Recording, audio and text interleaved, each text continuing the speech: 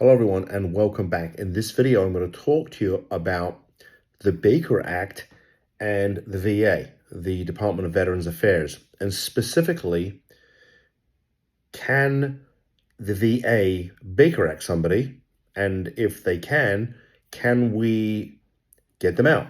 And so this has come up once or twice a year, but just recently we've had a pretty significant case involving a veteran.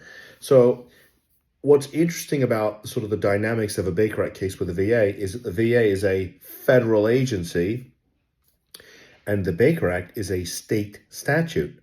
So the question that has sort of arisen is, well, does a court here in Palm Beach County, where the particular VA is located, have jurisdiction, have the ability to order? First of all, can they order somebody into the VA? And if they can they order somebody to come back out?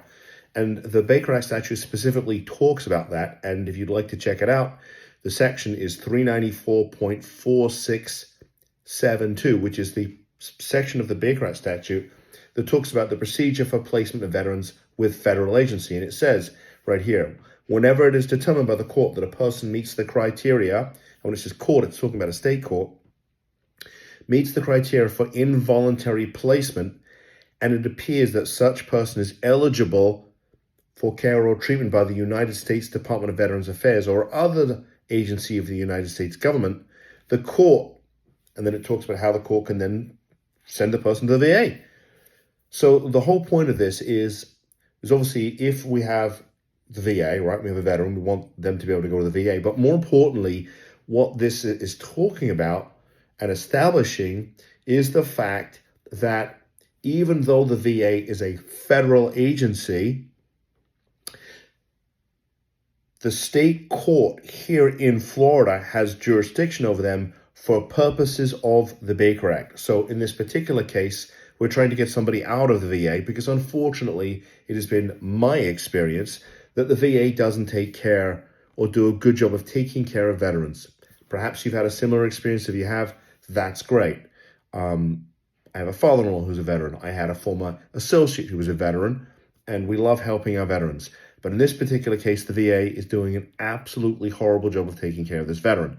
And so we have dragged them into state court and said to the judge, Your Honor, they're not doing a good job taking care of him, and we want him moved. And so that's what's going to happen. We're going to get a court order. The court is, as I speak to you, is in the throes of stamping an order so we can get this individual out. Whether or not the VA is actually going to cooperate, because so far they haven't been very cooperative with us at all, actually. They basically just ignored us.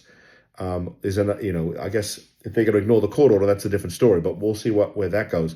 But the point I'm trying to make is that, yes, even if you've been Baker Acted to a VA facility, we can still file to get you out or take other action that needs to be taken because this is a federal facility, but they're operating under a state law to detain your loved one. And so, yes, a little bit of a different twist on the Baker Act, but yes, we can get into court and hopefully either get your loved one out, get them moved.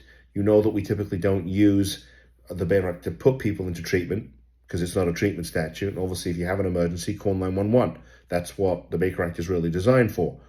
But I thought I would share this with you, really interesting twist on how the whole Baker Act thing works. So anyway, I think that's enough of that. Thank you for tuning in. See you in the next video. Bye-bye.